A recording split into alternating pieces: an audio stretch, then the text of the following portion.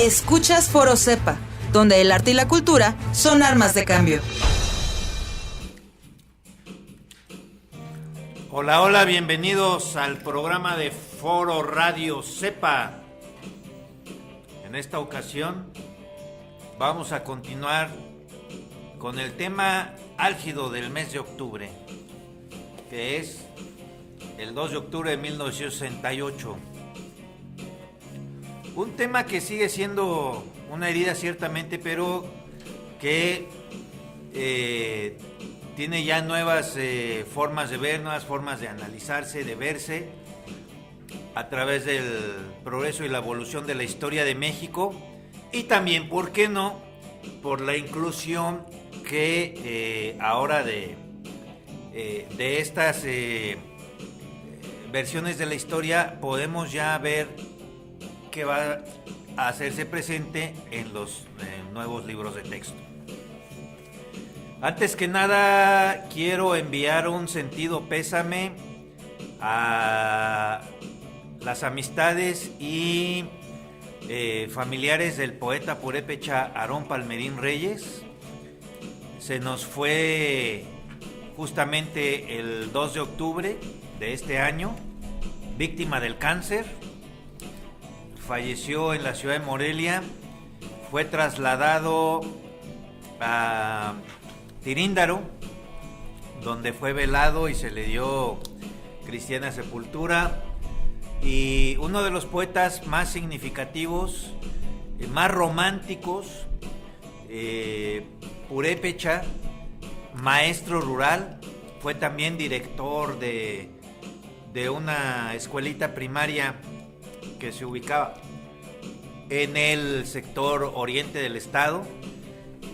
Nos conocimos en los tiempos del taller de la cúpula, siendo de los poetas que emergimos de ese taller de nuestro querido maestro comunista distinguido don Tomás Rico Cano, con quien en aquella época pues estuvimos presentes allí siendo parte de la asociación de amigos, de la asociación de amistad con la Unión Soviética, y nos llegaban estas excelentes boletines que llegaban de la Sociedad de Amigos de la Unión de Repúblicas Socialistas Soviéticas. El maestro don Tomás Rico Cano fue presidente de esta asociación aquellos años aquí en Morelia, y bueno, tantos compañeros que estuvimos allí. Aarón Palmerín Reyes, que les digo acaba de fallecer, ganó varios juegos florales, experto en el soneto, y muy lamentable que se haya ido todavía a una edad joven, y deja todavía mucho por hacer Aarón Palmerín Reyes.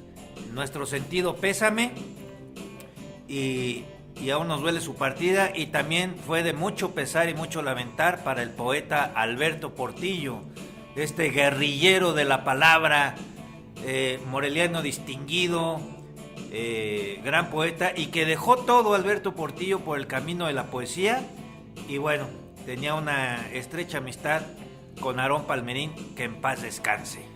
Bueno. Y ahora les presento a ustedes al compañero Azuramaya González. Muchas gracias, Lalo. Pues reiterar nuestras condolencias por parte del Foro Cepa a este gran poeta que ha partido de este mundo, y que muy pronto pues habría que hacerle un pequeño homenaje. Supongo que ya le están organizando uno, pero si no, le haremos uno nosotros de parte del Foro Cepa, para recordar su gran obra, su obra pues importante, que dejó algo valioso para el estado de Michoacán, no solo en Morelia, sino todo el estado de Michoacán. Y quizás retomando un poco el tema anterior que quedó a medias del 2 de octubre, la Plaza de las Tres Culturas, el movimiento estudiantil, las huelgas, las asambleas, los conciertos que acompañaban estas magnas asambleas, que en un principio eran únicamente de estudiantes, tanto de preparatoria o media superior, como se conoce actualmente, como de nivel universitario, del UNAM, del Politécnico, de otras instituciones educativas, que dieron forma al movimiento del 68, y la implicación que tenía las Olimpiadas del 68 que se iban a llevar en México, cómo detonaron para que este movimiento social fuera brutal y despiadadamente aplastado, subyugado, degollado prácticamente. Sí, tal como dices, Maya, y hablamos también del referente de ese año de 1968, que fue el año de las Olimpiadas, y a partir de ese año ya no se han vuelto a hacer Olimpiadas en México. Es más, no ha habido una propuesta formal en el sentido de que se vuelvan a hacer las Olimpiadas en México, como sí de los mundiales de fútbol, tal vez por este trágico antecedente. Pero es inolvidable que cuando se inauguraron las Olimpiadas en el estadio universitario, justamente porque todavía Gustavo Díaz Ordaz tuvo el cinismo de que las Olimpiadas se inauguraran en el estadio universitario de la UNAM. Hay que tener muy poca madre, la verdad. ¿Pero qué crees? Que le pasaron una sombra por encima. Allí donde estaba ubicados los palcos de Díaz Ordaz y ahí sus acompañantes, su gabinete, les pasaron una sombra y se llevó la rechifla de su vida. Sí, no era para menos. Aunque en ese momento decía, no me acuerdo la cifra exacta, que eran como 40 y tantos, 50 y tantos muertos. En la actualidad sabemos que esas cifras son completamente maquilladas, falsas. Hubo cientos de estudiantes muertos. Y no solo estudiantes, hubo niños, mujeres embarazadas, madres de casa, mucha gente, adultos mayores que se fueron agregando poco a poco a este movimiento de protesta que quería una revolución, una verdadera revolución en todo el sentido de la palabra, una revolución pacífica. ¿Sí? No era una revolución armada, querían una revolución ideológica, querían libertades, querían cambios, querían oportunidades, no como antes que era este sistema político del PRI, que era cerrado, que era como completamente impenetrable, ¿sí? Y de ahí no salían, siempre era el PRI, seguía siendo el PRI, las decisiones del PRI, y todo iba encaminado a eso. Había una continuidad y una precisión de cómo se manejaban las instituciones. Incluso las instituciones tenían cooptados a los, ¿sí lo dije correcto? Cooptados ¿Sí? A los sindicatos completamente. El corporativismo. El corporativismo total, sí, completamente total. Y hablando del papel del arte, Maya, en esa época hubo una gran explosividad en los carteles, en los diseños. Por ejemplo, la Paloma de la Paz, que era de los logos para las Olimpiadas del 68, por ejemplo, las empezaron a dibujar con una bayoneta atravesada, ¿no? A esta Paloma de la Paz. Y los logos que decían México 68, con manchas de sangre, ¿no? Entonces, y esto previo también a la represión del 2 de octubre también, porque ya se había presentado conatos de represión con los estudiantes, incluso del tanquetazo del que hubo en el Colegio San Ildefonso, ¿no? Que fue una brutalidad fascista. Por eso digo, decía yo en el programa anterior, hay un eje que viaja del 68 al 73, porque en Chile en 1973 los fascistas bombardearon la moneda, que ni siquiera tomaron en cuenta que es un patrimonio cultural. Ya no digas tú de los chilenos, sino universal, ¿no? Porque son joyas coloniales. Entonces no tuvieron ningún detenimiento moral ni social ni nada en destruir parte de la moneda. Y es parecido al tanquetazo que le hacen, os digo, estamos hablando de un partido que ya se acercaba, que estaba actuando como un fascismo cuando volaron la puerta del colegio de San Ildefonso, ¿no? Pues había una represión absoluta, una represión total. No es como en la actualidad. No es como cuando en la actualidad tenemos miedo de salir por la noche por ser víctima del crimen organizado, que es algo lamentable que está pasando en la actualidad en México, en casi todo el país. Pero antes no era eso, o sea, tú tenías miedo del Estado, o sea, de la policía, de las policías clandestinas, del ejército. Entonces tú te tratabas de proteger o esconder o aislarte de todo ese movimiento, incluso todo lo que sonara política, cualquier tema que tuviera que ver con política o un cambio social, era tabú. Era mejor hablar de religión que hablar de política, porque de religión pues igual, te puedes pelear con tu tía, con tu primo, con tu hermano, y hasta ahí quedó. Pero hablar de religión te podría costar de política, hablar de política te podría costar literalmente la vida. Bien, y está llegando nuestro compañero Asdrúbal Ramírez.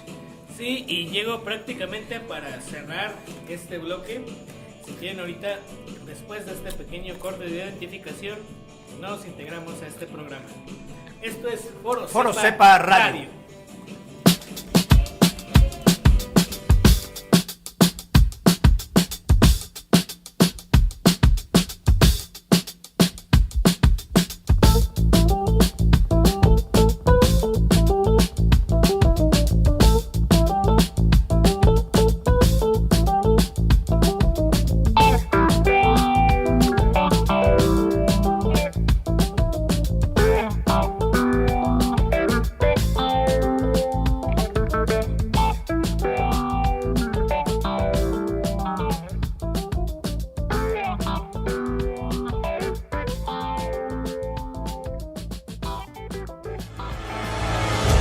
Escuchas Foro Cepa, donde el arte y la cultura son armas de cambio.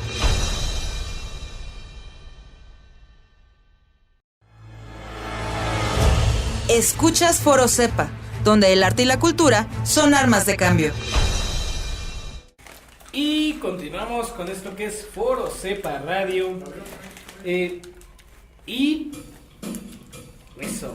Continuamos con esto que es Foro Cepa Radio. Este es el segundo programa que dedicamos al 2 de octubre. El programa pasado pues hablamos mucho del contexto y ahora estamos hablando de cómo ha llegado a nosotros a través del arte y la cultura. Mis compañeros Lalo Aguirre y Azuramaya González pues estaban poniendo ejemplos, pero acabo de llegar, así que no supe de qué nos hablaron. ¿De qué nos hablaron eso?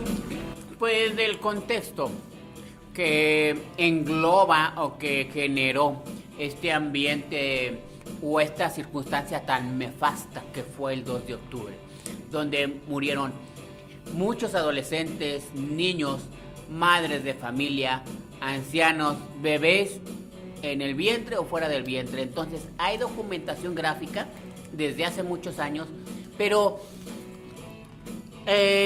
los periódicos oficiales que estaban cooptados o comprados algunos decían que eran 15 muertos, otros que 14, otros que 8.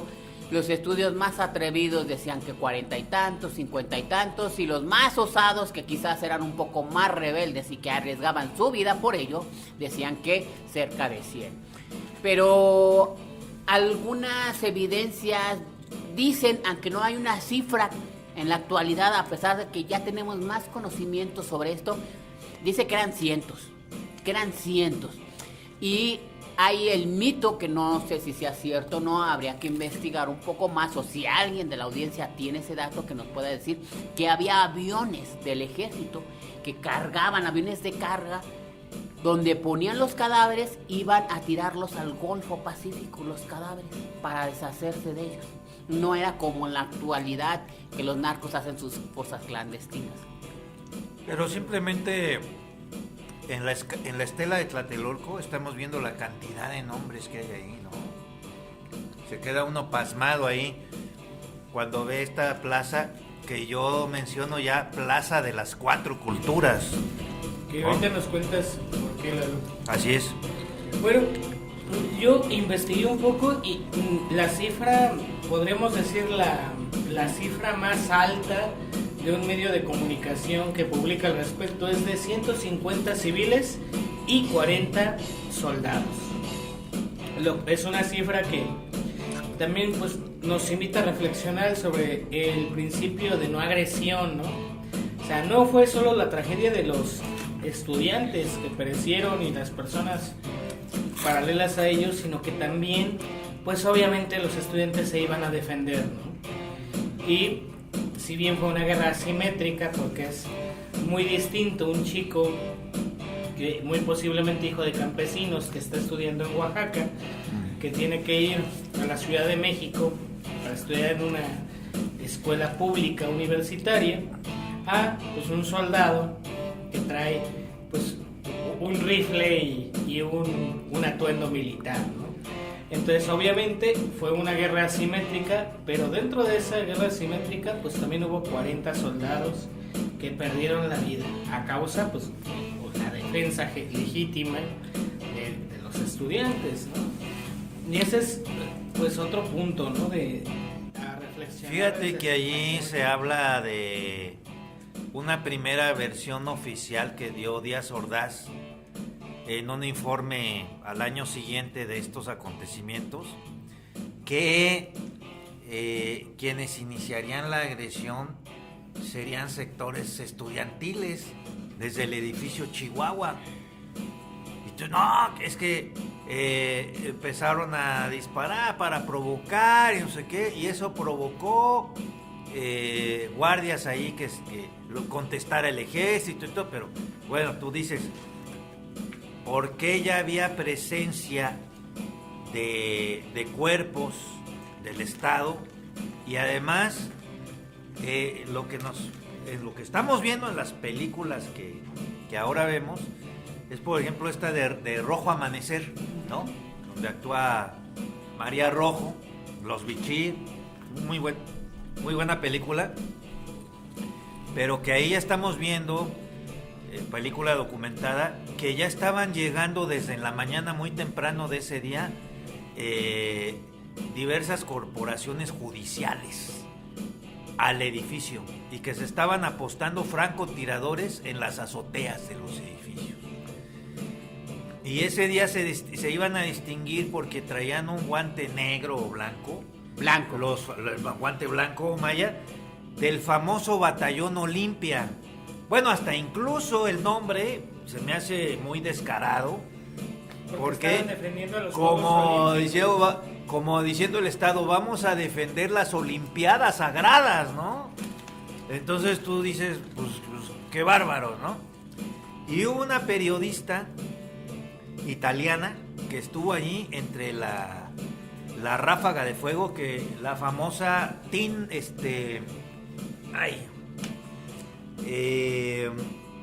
ahorita les digo el nombre, pero esta periodista estuvo entre el cruce de fuego y se pudo salvar milagrosamente allí mismo en el edificio Chihuahua, y que luego ella cronicó los hechos porque la mandaron allí. Ella vino a cubrir, como otros varios periodistas, las Olimpiadas, pero a ella le dijeron, va a haber un meeting, ve a ver de qué se trata, va a ser en Tlatelolco, la Ciudad de México, y entonces ella andaba allí. ¿Qué podría salir mal? Esta periodista, y le tocó todo. Pero ya cuando se dieron cuenta los soldados que era extranjera y todo, pues ya la pudo librar. Pero testimonios como esta periodista italiana se han recogido pues a través del paso de los años y la historia, porque les digo, todo estuvo enlatado. Incluso Rojo Amanecer tuvo dificultades para que saliera. Fue censurada, ¿no? Fue censurada. Y también hay una película más reciente que es de la historia del romance entre dos jóvenes, de una estudiante de la Ibero y de uno de la UNAM. Un romance que... Porque también hubo estudiantes de las universidades privadas se sumaron a ese mitin, y también a ellos les tocó varios de ellos caídos estamos hablando de estudiantes de universidades privadas como la Ibero. Fíjate que, bueno, en cuanto a una crónica periodística, digamos, pues tenemos la noche de Tlatelolco, ¿no? De Elena Poniatowska, pero hay una versión de un periodista de nombre Luis, ahorita me acuerdo también del apellido más adelante, que no está muy de acuerdo con esta versión de Elena Poniatowska, porque él dice, no, es que Elena Poniatowska ni siquiera iba a las reuniones estudiantiles cuando se hacían en las aulas de la UNAM o en los espacios. No, es que Elena ni siquiera iba, que no sé qué. Y él también tiene una versión, y es una versión muy dura de los hechos, pero él sí habla, incluso afamado periodista, incluso esto salió en Proceso, está publicado en la revista Proceso, y él menciona que los hechos fueron todavía más trágicos de lo que describe Elena Poniatowska. Y la periodista italiana Oriana Fallaci. Lalo sí se acuerda. Oriana Fallaci. Ahorita me vino el nombre, sí. Igual Oriana sería Fallaci. bueno darle una buscada por internet, a ver si aparece algo al respecto, alguna nota que haya publicado, aunque sea en italiano, ¿no? Porque en México, obviamente, pues eso era casi imposible, ¿no? O más para acá, ¿no? Más año 2010, 2000. Sí, pero fíjate que hablando de las víctimas, esto se amplía más porque es un espectro que nace todavía antes de los acontecimientos del 2 de octubre, pero luego se extiende a los años 70, cuando una parte del movimiento se incorpora a las guerrillas urbanas. Y dijeron, no, es que esto no va a haber manera de cambiarlo más que en una batalla armada. Entonces es cuando se crean las guerrillas urbanas y los frentes populares, incluso la Liga Comunista 26 de septiembre o algo así, las múltiples fracciones, las resistencias armadas que fueron ferozmente perseguidas y reprimidas ya para los años 70. Tenemos por ahí también la historia de los guerrilleros del sur de México, ¿no? Lucio Cabañas. Lucio Cabañas.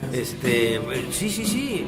Fíjate, Lalo, que bueno, alguna vez me tocó hablar con Fritz y él mencionaba que se le ha dado mucho auge a las guerrillas de los 70s, el ZLN y todo eso.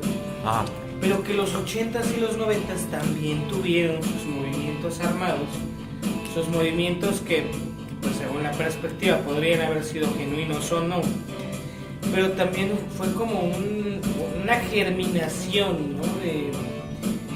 de recordarnos la Revolución Mexicana, porque además son guerrillas revolucionarias, siempre aparece la palabra revolucionaria, pero que de alguna manera no llegaron a cristalizar o a superar el estado de ese momento.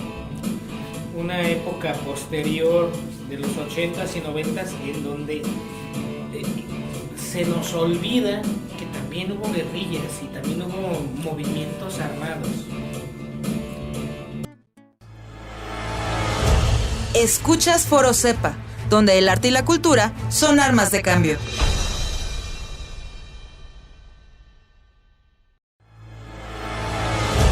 Escuchas Foro Cepa, donde el arte y la cultura son armas de cambio. Y bueno, continuamos con esto que es Foro Cepa Radio. Es el breve momento de comercialitos. Primero que nada, déjenme recordarles que si ustedes quieren que hablemos de alguna de sus actividades artísticas o culturales, pueden hacerlo mandándonos un mensaje a nuestro grupo de WhatsApp. Y por cierto, esta semana ya hubo gente que nos empezó a mandar sus mensajes para que promovamos las actividades artístico-culturales independientes que tienen. Y la primera persona que nos manda el mensaje es, no nos pone su nombre, pero nos manda un cartel que dice Fabri Belsi, Intaberna, música celta en vivo, y Eduardo Aguirre. Eduardo Aguirre, con razón. Te invitan a la obra de teatro erótico, Las orgías de la Duquesa y el Marqués. Esto va a ser en Il Posto, Café Pizza Bar, en calle Bartolomé de las Casas 230, en el centro histórico de Morelia, Michoacán, México. Esto va a ser el día 14 de octubre de 2023. Y si ustedes quieren reservar para ver esta obra de teatro erótico, pueden reservar al 44 36 88 36 07. Les repito, 44 36 88 36 07 para ver las orgías de la Duquesa y el Marqués. A ver, Lalo, rápidamente, ¿de qué onda con esta obra de teatro? Claro que teatro es una obra que está basada en textos del Marqués de Sade y que son puras orgías, ¿verdad?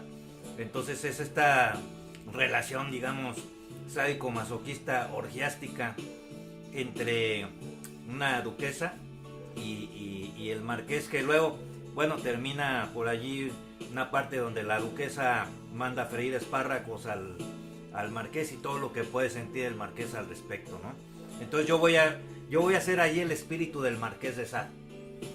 Tú eres el espíritu del Marqués. Y Fabri va a estar actuando también, va a ser como la duquesa, va a ser el marqués y la duquesa. Yo voy a interpretar todo lo que va sintiendo el espíritu y el final es una sorpresa. Ok, bueno, ya lo saben. Las orgías de la Duquesa y el Marqués, próximo 14 de octubre. Les voy a leer de nuevo el número de la reserva por si quieren apartar espacio. 44 36 88 36 07. No conozco el lugar, pero pues si les interesa, aparten porque pues pinta para estar bueno. Y también tenemos gente de Zaguayo, Michoacán. Invita a toda la ciudadanía a conocer el Temazcal Colibrí. Martes y jueves 8 p.m. y los domingos 12 horas. Es un excelente lugar para atender dolores musculares, reumáticos, desintoxicar el cuerpo, un espacio de convivencia familiar. Estos son temazcales. Y si usted quiere participar de esta actividad tradicional, prehispánica y pues a favor de la salud, los invitamos. Tienen pues toda la tradición que empieza desde iniciar con el canto y del caracol, lo que se le conoce como el saludo o la ofrenda a los 4 rumbos cardinales, o también como se le suele llamar, pedir permiso, ¿no? Okay. También pues están relacionados, entran al orden del Ometeotl, el lugar destinado por el universo, siempre en el sentido del movimiento del cosmos, el rumbo de la Cihuatlampa, y pues bueno, toda una variedad de actividades que se hacen. No es nada más el temazcal, porque mucha gente piensa que el temazcal es nada más como el sauna, ¿no? O que un sauna es lo mismo que el temazcal, y no. Hay toda un ritual, toda una ruta ritual que hacen que un temazcal sea precisamente pues un temazcal. Y si ustedes quieren participar en este temazcal, volviendo a nacer en vida, pues comuníquense a los números 35 31 3703 38. Se los repito, 35 31 3703. No, sí, 38. Una vez de nuevo porque creo que me trabé. 35 31 3703 38. Ahí se pueden comunicar con nuestro compañero Ricardo Maciel, que está llevando esta ruta temazcalera por Zaguayo, Michoacán. Y bueno, ¿qué les parece si vamos a este pequeño corte musical y regresamos con esto que es Foro Cepa Radio?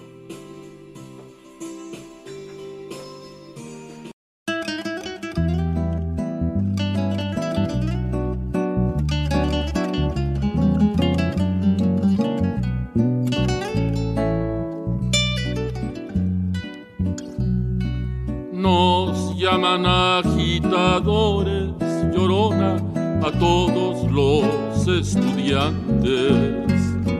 Nos llaman agitadores, Llorona, a todos los estudiantes. Resultan muy habladores, Llorona, toditos los gobernantes. Resultan muy habladores, Llorona, toditos los gobernantes. Ay de mí, Llorona, Llorona, Llorona sin corazón. Ay de mí, Llorona, Llorona, Llorona sin corazón. Aunque la vida nos cueste, Llorona, que muera la represión. Aunque la vida nos cueste, Llorona, que muera la represión. Han muerto 1000 estudiantes, Llorona, a manos de granaderos. Han muerto 1000 estudiantes, Llorona, a manos de granaderos. Pero en su defensa quedan, Llorona, sus miles de compañeros. Pero en su defensa quedan, Llorona, sus miles de compañeros. Ay de mí, Llorona, Llorona, Llorona, si tú supieras. Ay de mí, Llorona, Llorona, Llorona, si tú supieras.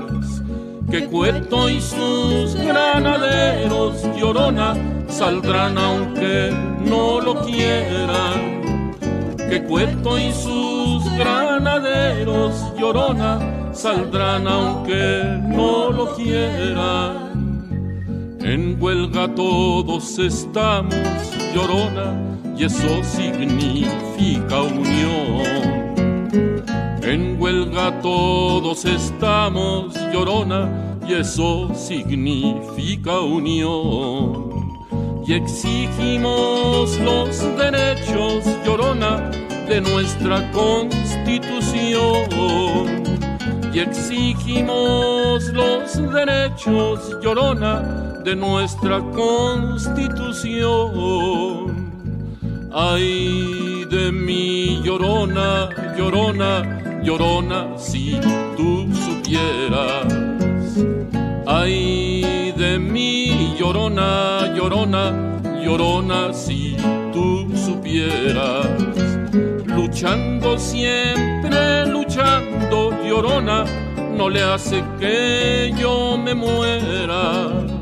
Luchando siempre, luchando, Llorona, no le hace que yo me muera.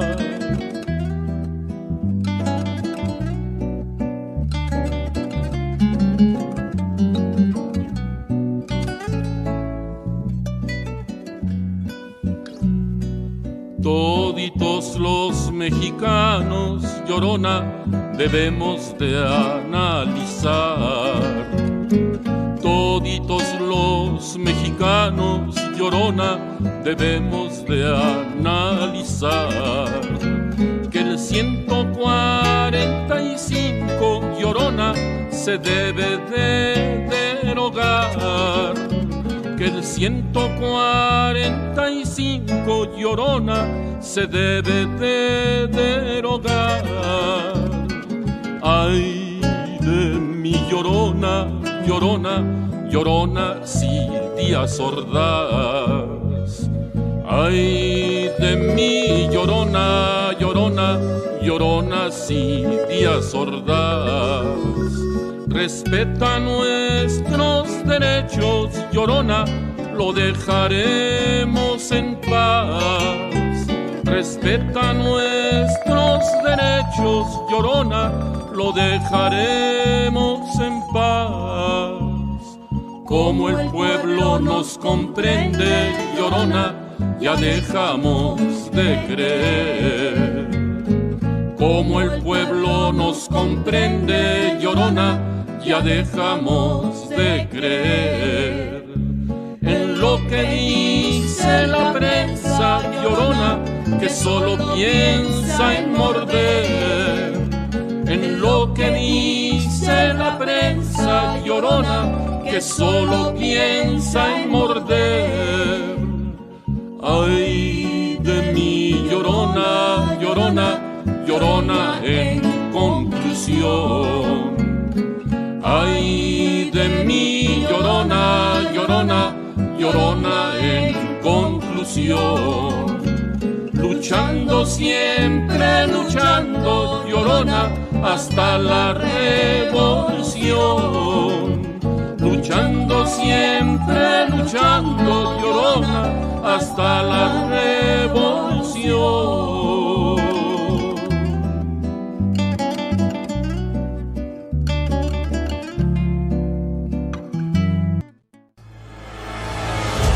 Escuchas Foro Cepa, donde el arte y la cultura son armas de cambio.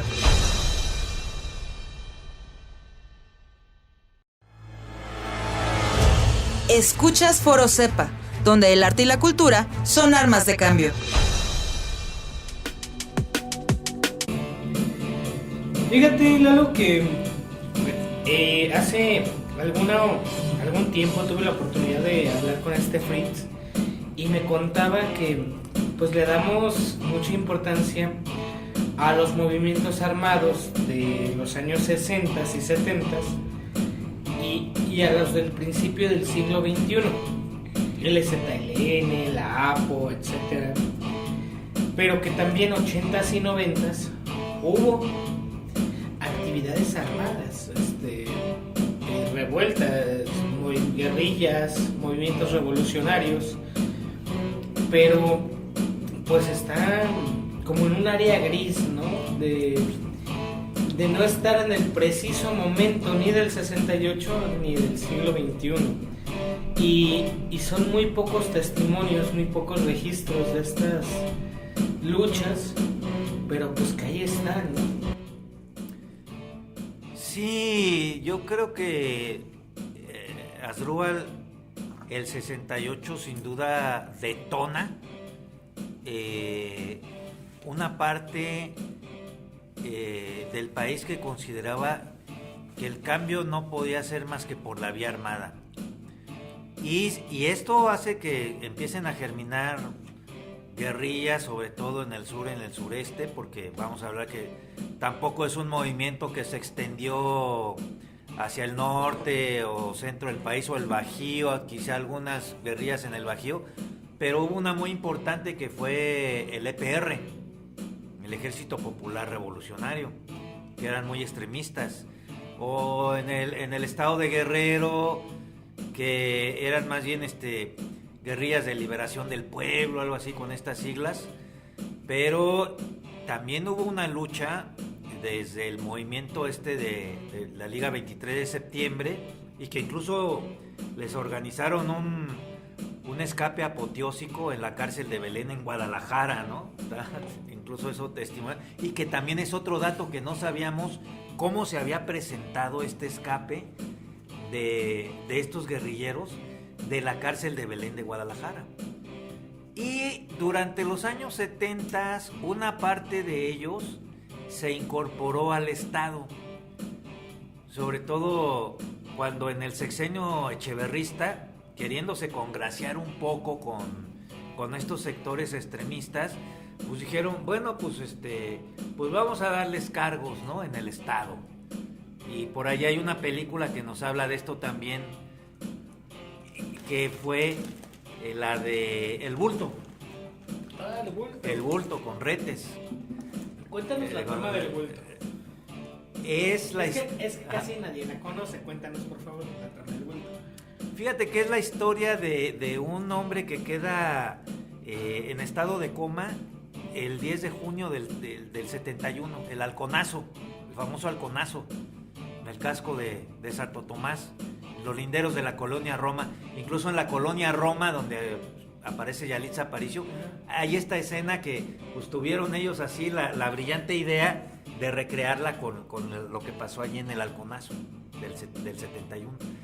Y El Bulto, que es anterior a esta película, pues es de un hombre que queda 20 años después, recobra la memoria, pero Queda en coma. Queda en coma, y cuando regresa se da cuenta de que no piensa que las cosas siguen igual y todo, y resulta que el hijo se rapa la cabeza, lo acusa, no te cortes el pelo como un fascista, ¿por qué hiciste esto? Y empieza a tener problemas con su mujer, porque además su mujer ya se había casado con otra persona, ¿no?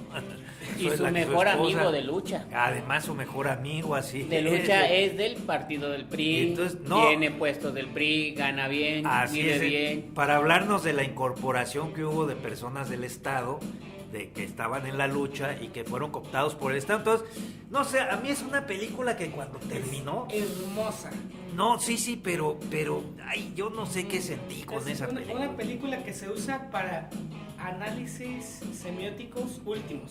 Sí, pero sí te deja un mal de sabor de boca, porque estas personas que a través de un movimiento social pacífico, porque no eran guerrilleros como tal, simplemente era una manifestación pacífica en contra de la represión del Estado sobre el pueblo, como poco a poco van siendo cooptados y absorbidos por el Estado.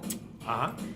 Y lamentablemente, obviamente, esta película en los 90s, pues todavía había mucho dominio, ¿sí? Dominio del partido hegemónico. Seguía ahí el PRI, seguía siendo el gran, dominando todo, controlando las instituciones, controlando muchas cosas. Entonces no había un cambio Era el real. echeverrismo.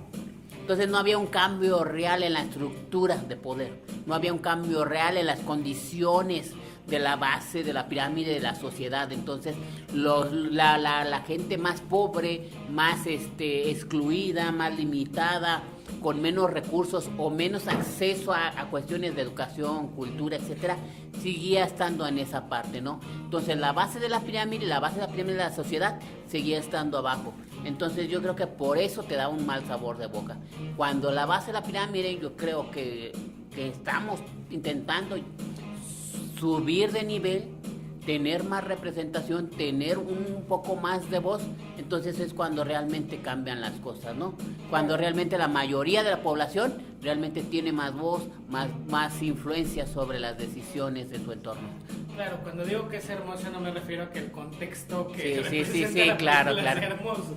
Me refiero a que hace muy buena representación de cómo el bulto es un paradigma social y cómo ese enfrentamiento de 20 años después pues nos hace recordar el otro México, ¿no? Que era algo de lo que había mencionado el programa pasado, de el otro México. Sí ha cambiado mucho México. Sí ha cambiado mucho.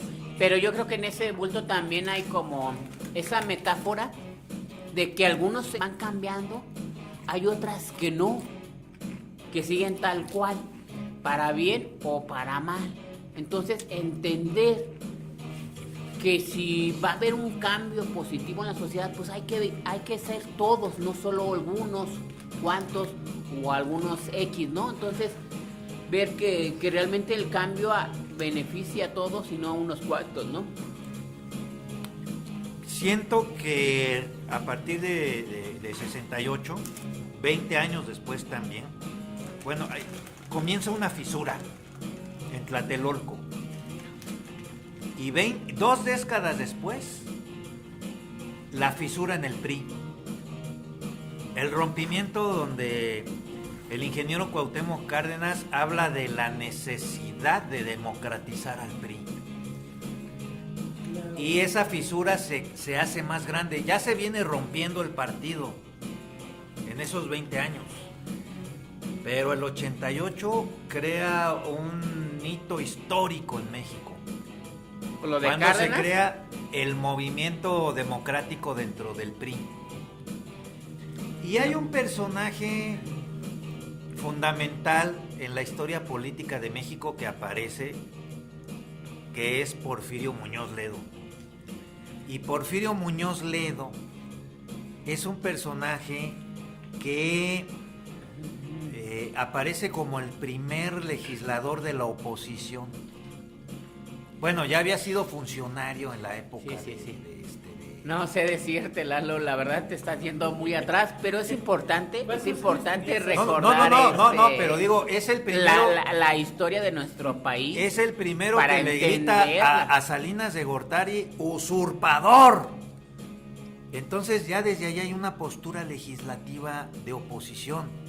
Porque nadie se había atrevido a gritarle así a un presidente. Sí, y yo creo que también es importante resaltar los inicios del PRD cuando realmente era una izquierda, cuando realmente mucha gente que tenía esta ideología, realmente quería hacer los cambios, pues fue eliminada sistemáticamente. Todos los que eran los más radicales del PRD, estamos hablando en los 80s, todavía en principios de los 90, de alguna forma fueron desapareciendo, o algunos literalmente murieron y otros nomás desaparecieron. Entonces pues hay que entender, ¿no? Hasta que digamos de alguna forma lo depuraron entre los menos radicales, que hasta ahorita más básicamente pues el PRD es la derecha, o sea. Sí, yo digo por eso, yo quiero por eso que quede entendido que lo que yo estoy diciendo es de esa fisura que vino desde Tlatelolco hasta 20 años después, hasta la campaña del 88, con el ingeniero Cuauhtémoc Cárdenas como candidato, el fraude electoral que inicia la era del neoliberalismo en México, la imposición del neoliberalismo, aún en esta forma de tratar de resistir el PRI gobierno, y hablar de que hasta el año 2000 se da la alternancia de la democracia, pero se da por el lado de la derecha. Y aún la izquierda tiene que seguir resistiendo, enfrentando batallas y luchas hasta la consolidación del proyecto alternativo de nación. Hasta entonces se ve. Entonces, todo eso que ha costado, desde las luchas que fueron de las más radicales a través de las armas, las guerrillas, la democratización de las izquierdas en la nación, los partidos de izquierda. En este tránsito también vemos cómo se van atomizando el Partido Socialista Unificado de México, el Partido Comunista, ¿no? Que desaparece el Partido Comunista. Se van adoptando otras formas de entender y de pensar la izquierda, la crisis en el PRD, la atomización que se dio en el PRD, porque no acabó de ser un partido de izquierda hasta llegar finalmente al movimiento de regeneración nacional y al advenimiento de Andrés Manuel López Obrador finalmente hacia lo que es la cuarta transformación. Bueno, Un pues, proceso histórico interesantísimo. interesantísimo. Porque ahora en los libros de texto se está hablando, les digo, ya se va a saber de lo que no se conocía desde antes. Bueno, y pues 2 programas no nos han alcanzado. Vámonos a despedirnos. Ya vendrá otro año, ya vendrá otro 2 de octubre y seguiremos reflexionando sobre este capítulo histórico de México. Y recuerden, comenzar es fácil. Resistir es un arte. Todo el sistema al pueblo. Y todo el pueblo ¡Al Foro Cepa!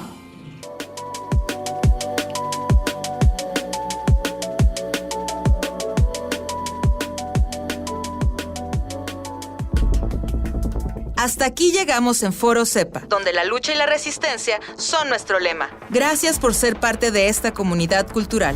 Les recordamos que la lucha continúa y el arte sigue siendo nuestro medio para transformar el mundo. Nos escuchamos en el próximo episodio.